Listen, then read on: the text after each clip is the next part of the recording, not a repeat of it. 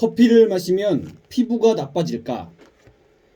커피를 마셔서 피부가 거칠어지는 것을 느꼈다면 이것은 이건 것이다.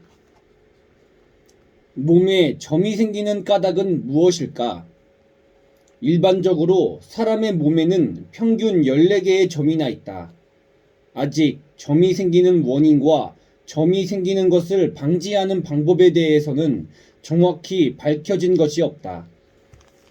점은 몸의 어느 한 조직이 불균형적으로 성장한 것으로 혈관 조직으로 된 점도 있고, 색소를 포함한 세포나 모낭세포가 모여서 생긴 것도 있으며 결합 조직으로 생긴 것도 있다고 한다. 그래서 한 사람의 몸에 난 점이라도 점들의 크기, 색, 조직 등이 다르다. 천연팩을 만드는 비법. 바나나팩, 바나나팩, 바나나팩. 바나나에는 비타민 A와 당분이 들어있어 피부를 매끄럽게 촉촉하게 하며 잔주름을 예방할 수 있다. 만드는 법은 레몬즙에 바나나를 으깨 넣은 뒤 밀가루를 넣고 섞어준다. 오이팩. 오이는 보습과 미백작용이 있으며 염증을 진정시키는 효과도 있다. 오이로 팩을 하면 중성피부, 지성피부에 좋다. 오이를 갈아 해촉가루와 섞은 뒤 요구르트를 약간 넣어 갠다. 이것을 얼굴에 바르고 20분 정도 뒤에 찬물로 씻어낸다. 당근팩. 당근에는 비타민 A가 많이 들어있어 얼굴에 피지가 많거나 여드름이 났을 때 또는 피부가 붉어졌을 때 진정시키는 데 효과가 있다. 당근을 간 것에 밀가루와 물을 넣고 팩을 하기 좋을 정도로 갠다. 그리고 마지막으로 오이를 약간 떨어뜨린다. 요구르트팩. 요구르트팩은 묵은 각질을 제거하는 기능이 뛰어나고 보습 효과도 좋다. 모든 피부에 좋은 팩이며 특히 지성 피부, 여드름 피부에 좋다. 다른 재료가 들어가지 않은 플레인 요구르트에 플레인 요구르트에 밀가루를 넣고 잘 저어주고 꿀을 넣고 갠 것을 얼굴에 펴바른다. 또는 플레인 요구르트에 오트밀 가루나 율무가루를 섞어 팩으로 써도 큰 효과를 볼 수 있다. 우유팩.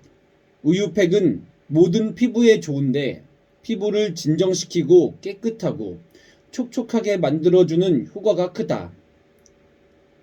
우유팩을 할 때는 저지방 우유를 선택한다. 세안을 할 때 마지막으로 우유로 얼굴을 헹궈주거나 세안을 모두 마친 다음 우유를 거지에 적셔 얼굴에 올려놓고 10분 정도 놓아두면 얼굴에 우유가 흡수된다. 피부가 건조해지는 원인은 무엇일까? 피부가 건조해지는 데는 날씨의 영향도 있고 영양 상태의 영향도 있지만 잘못된 습관, 잘못된 관리 때문에 건조해지는 경우도 많다. 자신의 평소 습관을 돌아보고 피부를 촉촉하게 가꾸어 보자. 피부를 자주 만지면 피부가 건조해지는 원인이 된다. 특히 얼굴은 자주 만지지 않는 것이 좋다. 손은 많은 것을 만지기 때문에 세균이 묻어있을 가능성이 높고 비누로 씻은 깨끗한 손이라도 피부에 자극을 줄 수 있으므로 세안을 할 때 마사지를 할 때를 제외하고 가급적 만지지 말아야 한다. 또 다른 원인은 비누 세안을 하는 것이다. 비누로 세안을 하면 피부에 있어야 할 필요 각질층이 떨어져 나가 외부의 건조한 공기에 그대로 노출된다. 이렇게 되면 외부의 유분과 수분을 빼앗기기 쉬워지므로 주름이 잘 생기게 된다. 마사지와 팩을 자주 하는 것도 마찬가지다. 건성 피부라면 마사지는 일주일에 한 번, 팩은 열흘에 한 번 정도 하는 것이 좋다. 또한 뜨거운 물로 세안을 하면 아무리 좋은 클렌징 제품으로 세안을 하더라도 각질가지도가 떨어지게 되므로 피부는 건조해진다. 게다가 모세혈관을 확장시켜 모공이 커지는 단점이 있다. 지성 피부는 조금 따뜻한 물로,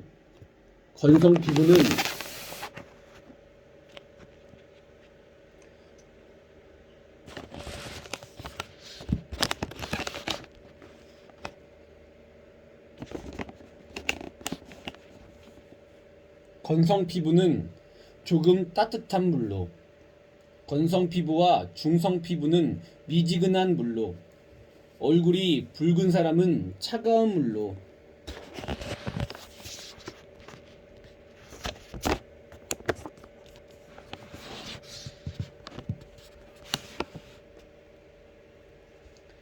세안하는 것이 좋다. 세안하는 것이 좋다. 기초 화장품을 바를 때 빨리 바르는 것도 피해야 한다. 스킨 로션, 크림 등을 바를 때 한 단계마다 충분히 스며든 뒤에 다음 단계를 발라야 한다. 여성의 경우 화장을 할 때는 최대한 가볍게 해야 한다.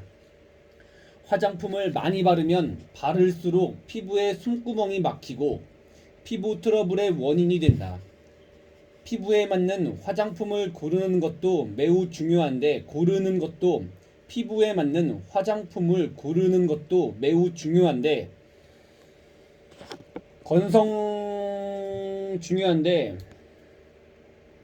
건성 피부는 알코올 함유도가 높은 화장품은 피해야 한다.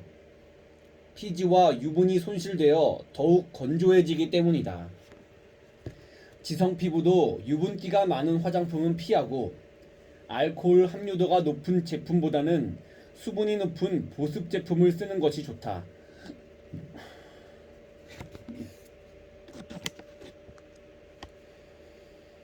아름다운 머릿결을 위해 해야 할 일은 무엇일까? 밤 10시부터 새벽 2시 사이는 우리 몸의 신진대사가 활발해지는 시간이다. 잠을 충분히 자지 못하면 피부의 저항력과 회복력이 저하되는데 이것은 모발에도 영향을 미친다. 또한 피부와 모발이 직접 닿는 수건, 베개 커버 등은 항상 깨끗해야 한다. 수건이나 베개 커버가 더러우면 아무리 깨끗한 피부, 모발이라도 다시 더러워지기 때문이다. 젖은 머리는 헤어드라이어에 뜨거운 바람으로 말려서는 안 된다. 머리는 가급적 자연 건조시키고 완전히 마른 다음에 잠자리에 드는 것이 좋다. 외출할 때도 완전히 모발이 마른 상태로 나가는 것이 좋다. 자연 건조할 시간이 없다면 헤어드라이어와 머리의 거리를 20cm 정도 떨어뜨린 상태에서 말리고 두피는 빗질하지 않는 것이 좋다. 두피를 가볍게 두드리는 것은 마사지 효과가 있어서 좋지만 빗으로 두피를 빗으면 염증이 생길 수 있다. 마찬가지로 머리를 감을 때 손톱으로 두피를 문지르는 것은 삼가야 한다. 만성 피로 증후군이란 무엇일까? 만성 피로 증후군이란 무엇일까? 만성 피로 증후군은 특별한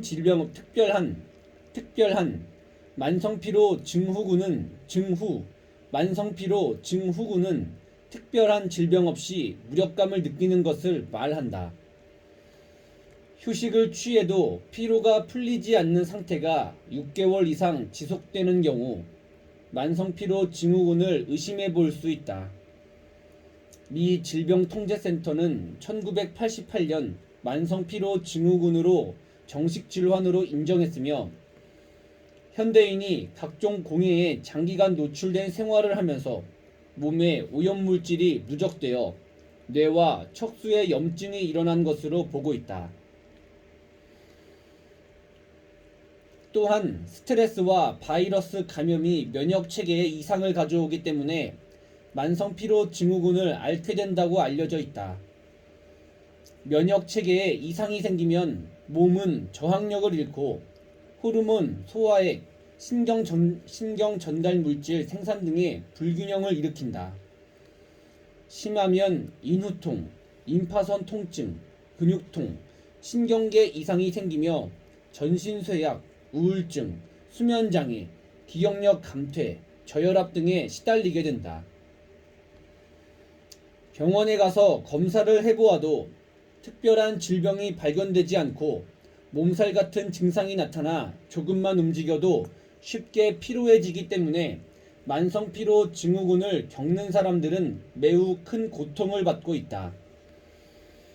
이 질환을 앓고 있는 사람은 심한 운동을 삼가야 하며 감염 항체가 생기지 않고 병세의 악화나 간염에 걸릴 수 있으므로 간염 예방 주사도 삼가야 한다.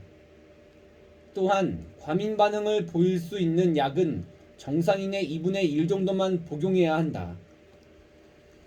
이 질환에 대한 치료는 아직 불안정한 설정이므로 신체 저항력을 높일 수 있는 고단백 식사를 권하거나 특수 면역제제를 이용한 면역 조절 요법을 쓰고 있다. 스트레스성 만성 피로 증후군일 경우는 가벼운 운동을 통해 긴장 완화 요법을 쓰는 것이 효과적이다. 재채기를 할 때 왜 눈을 감게 될까? 재채기를 할 때 눈을 감는 이유는 안구가 바깥으로 튀어나가는 것을 막기 위한 몸의 반응이다.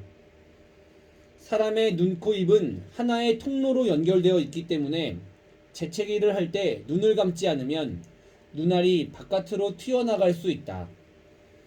이것을 방지하기 위해 우리 몸은 무의식적으로 눈 주위의 근육을 수축시켜 눈을 감는 것이다. 고구마를 많이 먹으면 어떤 일이 생길까? 난 쌍둥이를 낳고 싶어. 쌍둥이를 임신할 수 있는 방법은 없는 걸까? 이런 바람이 있다면 나이지리아 울바족의 주식을 먹어볼 것을 권한다. 나이지리아 울바족의 쌍둥이 출산율은 세계 최고다. 이런 결과는 고구마와 관련이 있다고 한다. 울바족의 주식이 고구마이기 때문이다. 고구마에 있는 난포자극 호르몬이 여성의 난소를 자극하기 때문에 고구마를 너무 많이 먹으면 두세 개의 난자가 한꺼번에 배출되는 경우가 생기기도 한다. 그래서 쌍둥이를 임신할 확률이 높다는 의학적인 견해가 있다. 과거 가장 귀했던 먹을거리는 무엇이었을까? 고대 그리스에서는 금과 소금의 가치가 거의 비슷했고 로마 시대에는 군인의 급료를 소금으로 지불했다. 즉 소금이란 말은 라틴어의 급료를 의미하는 말 솔티리움에서 나온 말이다. 오늘날 귀한 먹을거리는 바로 물이다. 우리가 실제로 마실 수 있는 물은 지구에 있는 물의 0.009%밖에 안 된다. 97%가 바닷물이고 2%는 얼음과 눈이다. 맥주를 많이 마시면 살이 찔까? 청주 한 홉, 위스키 한 잔, 맥주 한 병 가운데 어떤 술이 가장 칼로리가 높을까? 칼로리가 높은 순서대로 놓으면 맥주 한 병, 청주 한 홉, 위스키 한 잔이다. 맥주는 다른 술에 비해 칼로리가 높은 편이기 때문에 흔히 맥주를 먹으면 살이 찐다고 생각한다. 그러나 맥주만을 마셨을 때는 그 칼로리가 같은 양의 사이다를 마신 것과 다르지 않다. 그리고 맥주는 지방과는 달리 사람의 몸속에 들어갔을 때 바로 연소되어 탄산가스와 물로 분해된다. 맥주만을 마셨을 때는 크게 살이 찌지 않지만 맥주는 식욕을 증진하는 작용을 하여 안주를 많이 먹게 되고 결국 안주를 과다 섭취하게 된다. 그러므로 맥주를 많이 마셔서 살이 찐다고 하기보다는 맥주와 함께 음식을 먹기 때문에 살이 찐다는 것이 더 정확하다.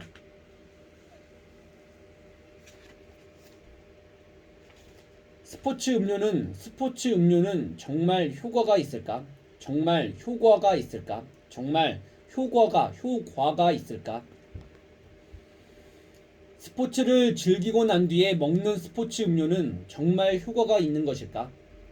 스포츠 음료 속에는 포도당과 전해질이 함유되어 있어 다음 경기를 뛰는데 도움이 된다. 다만 탄수화물 농도가 10%를 넘으면 물이 조직으로 가는 시간이 늦어지므로 단맛을 내는 음료는 효과가 없으며 알코올이나 카페인이 들어간 음료는 오히려 몸에 수분을 배출하기 때문에 운동을 하고 난 뒤에는 먹지 말아야 한다.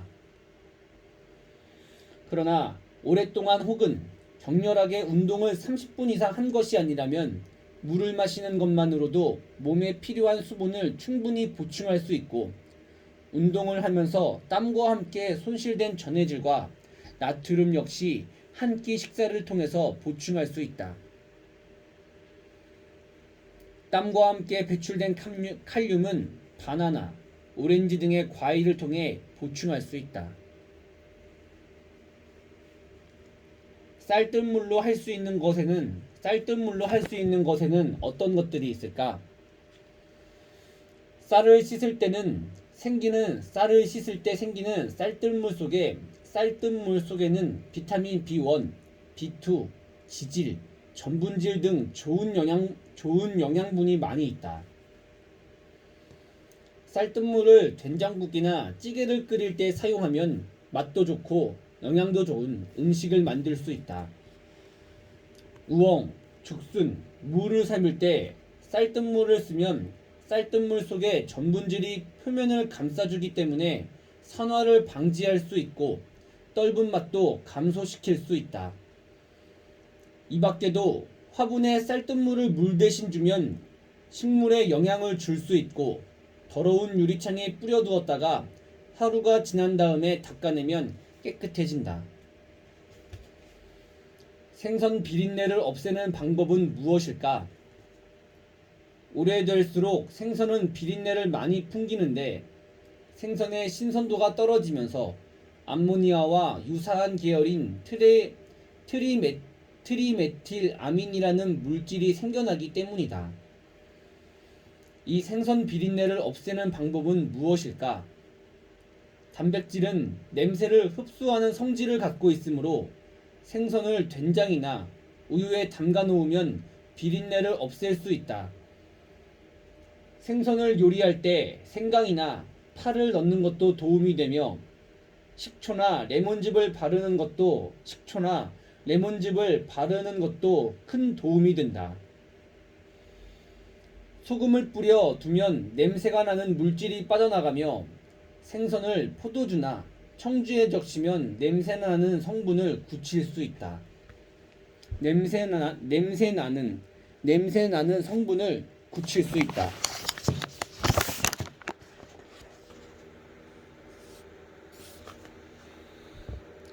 먹고 남은 찬밥은 어떻게 처리할까? 찬밥을 전자레인지에 데워 먹기도 하지만 새로 한 밥에 가장자리에 얹어 뜸을 들이면 더욱 맛있게 먹을 수 있다. 또는 찬밥을 찔 때 찜통의 물에 소금을 조금 넣고 깨끗한 행주로 밥을 싸서 넣고 찌면 행주로 싸지 않았을 때보다 더 맛있는 밥이 된다. 행주가 수분을 빨아들여 알맞게 쪄지기 때문이다. 찬밥이 많은데 며칠 동안 집을 비울 일이 생겼다면 밥을 2회분씩 나누어 랩이나 냉동용 팩에 넣고 냉동 보관해보자. 냉장실에 넣어두면 밥맛이 급격히 떨어지고 오래 보관할 수도 없으므로 반드시 냉동실에 보관해야 한다. 밥뿐 아니라 빵도 냉동 보관하는 것이 좋다.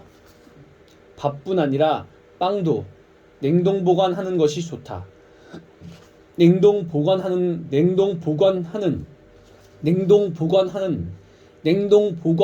것이 좋다. 하는 것이 좋다. 냉동 보관하는 것이 좋다. 냉동 보관하는 것이 좋다. 냉동 보관하는 냉동 보관하는, 냉동 보관하는, 냉동 보관하는, 냉동 보관하는. 늙은 호박이 몸에 좋은 이유는 무엇일까? 늙은 호박은 가을 보약이라는 말이 있다. 영양가도 높지만 다양하게 조리해 먹을 수 있기 때문에 여러모로 좋은 채소라고 할 수 있다. 호박은 박과 식물 중에서 가장 영양가가 높으며 카로틴, 비타민 C, 비타민 A, 비타민 B2, 칼륨, 인 등이 들어있다.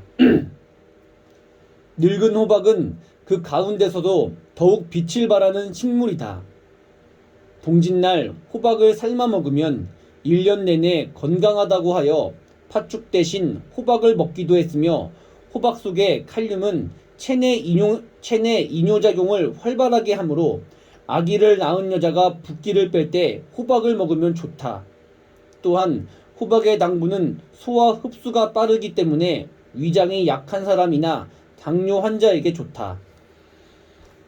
호박은 식이섬유가 많고 같은 양의 밥에 비해 칼로리가 4분의 1 정도 적기 때문에 다이어트를 하는 사람은 큰 효과를 볼 수 있고 호박 속에 들어있는 카로틴은 비타민 A의 전구체로 항산화 작용을 하여 노화를 방지하고 피부를 맑게 한다.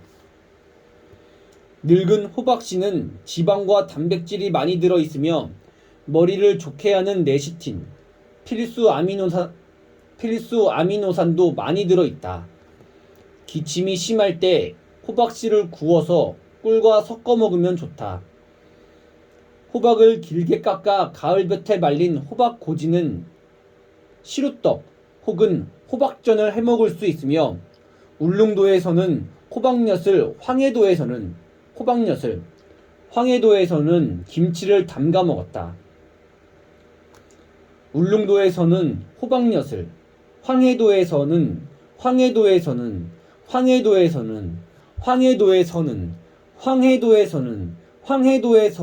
김치를 담가 먹었다. 김을 맛있게 굽는 방법은 무엇일까? 김에 기름을 바를 때 너무 많이 바르면 구우면서 쉽게 오그라들고 너무 조금 바르면 불에 쉽게 타버린다. 또 김을 구울 때 너무 센 불에서 구우면 김 고유의 맛과 향이 사라지고 만다. 기름을 많지도 적지도 않게 적당히 바르고 나서 30분 정도 뒤에 약한 불에 골고루 구우면 고소한 김의 맛을 느낄 수 있다.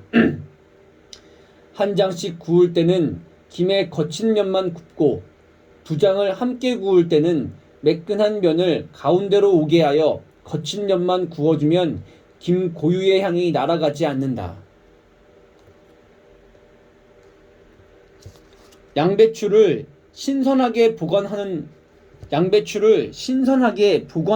방법은 무엇일까? 양배추를 신선하게 보관하는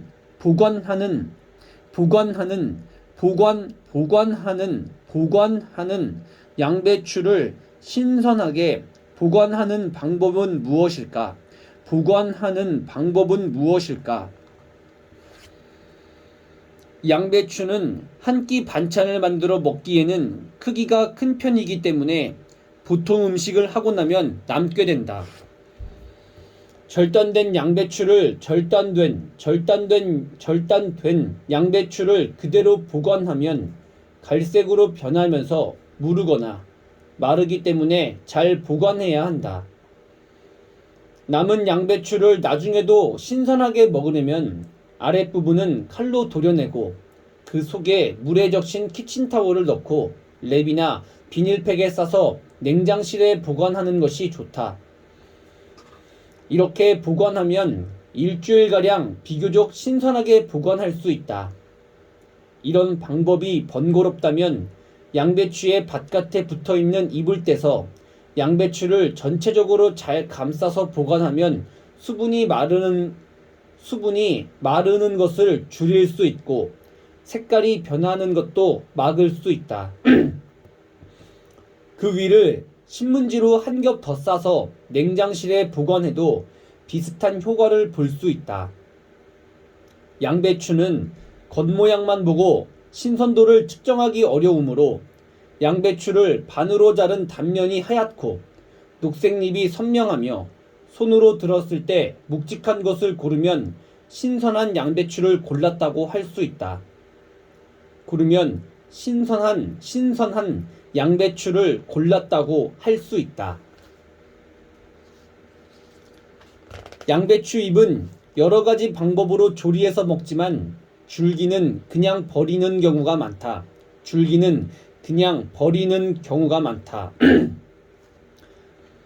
그러나 양배추 줄기에 영양가가